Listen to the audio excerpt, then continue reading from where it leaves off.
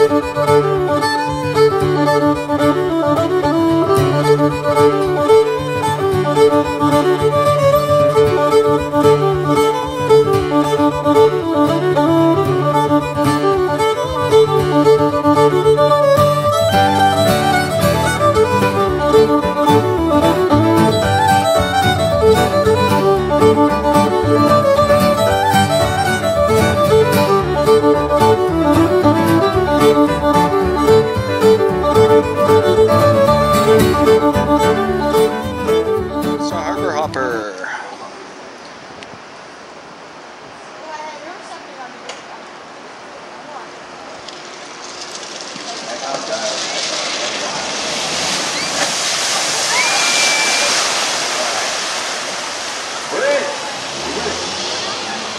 Right on.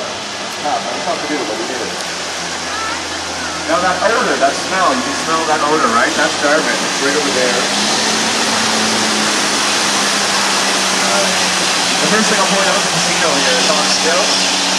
This is on still. It's so stylish. Ah, yeah, I've never used it.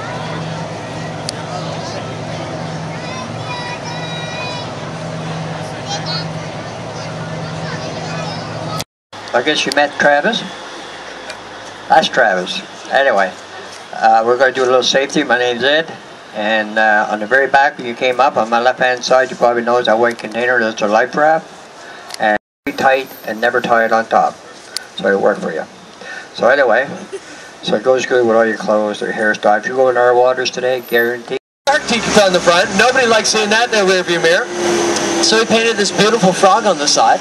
And to celebrate the amphibious nature of the vehicle, of the Harbour, most boisterous rivet, rivet. So if you guys are ready, we're going to practice. So rivet like no one's watching on the count of 3. 1, 2, 3. Rivet! Rivet! Fantastic riveters, guys. That's pretty awesome. So let me tell you about this beautiful city of mine, of ours. Halifax, Nova Scotia. Get a little action going on, but still only about 1,000 people showed up to Halifax. Not what they were looking for. They really wanted to hit it hard. So they got back in the thing. 1, 2, 3. No!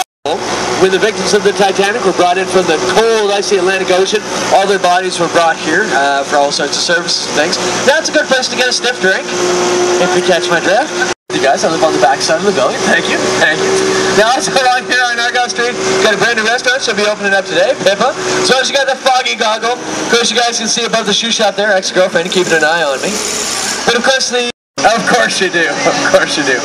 Now you guys, like I said, lots of little cool little spots in there. Halifax Academy now is filled up with NASCAR students. Are you guys ready for this?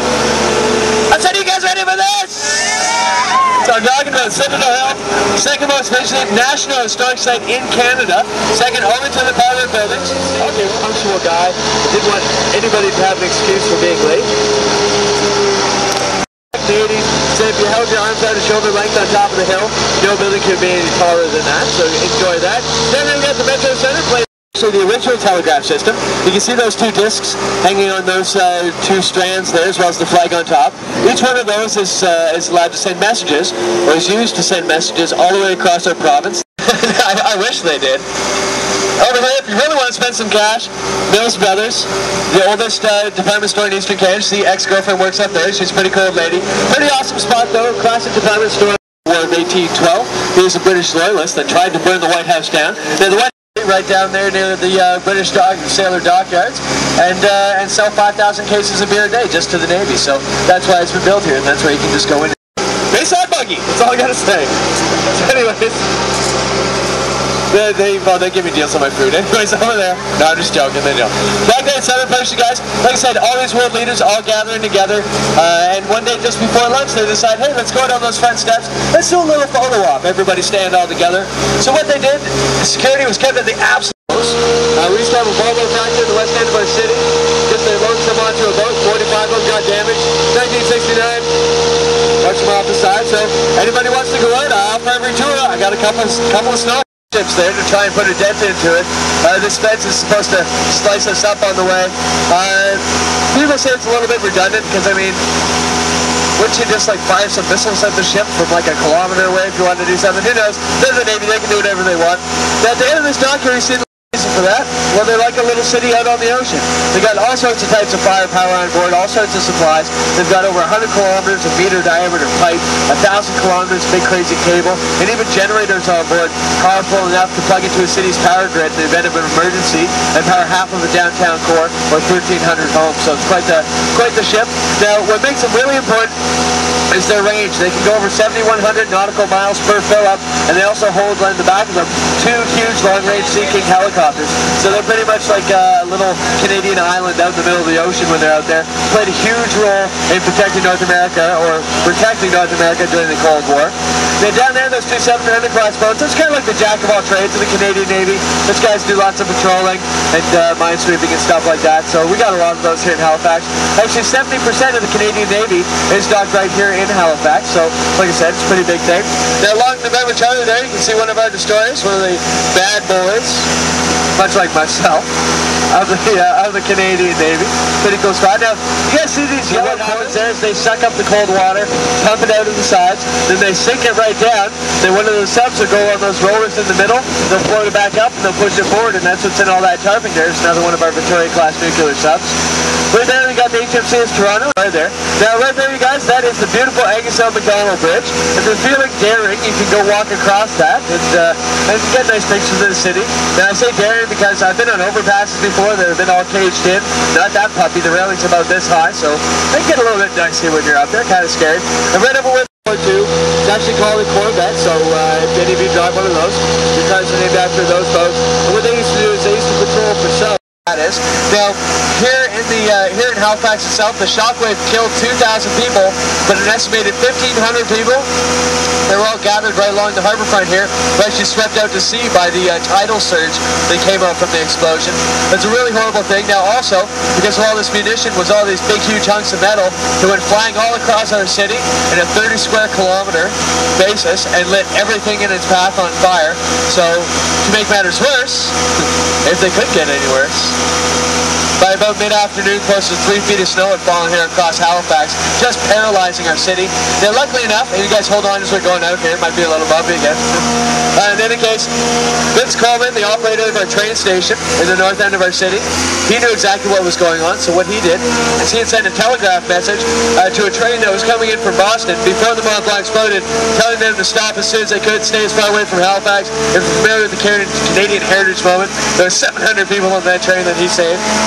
Now that message carried down the telegraph line all the way to Boston. When they heard about this, they felt so grateful that what they did immediately, once they heard about our distress, is they sent up trainload after trainload of supplies and soldiers and doctors and food and all that stuff.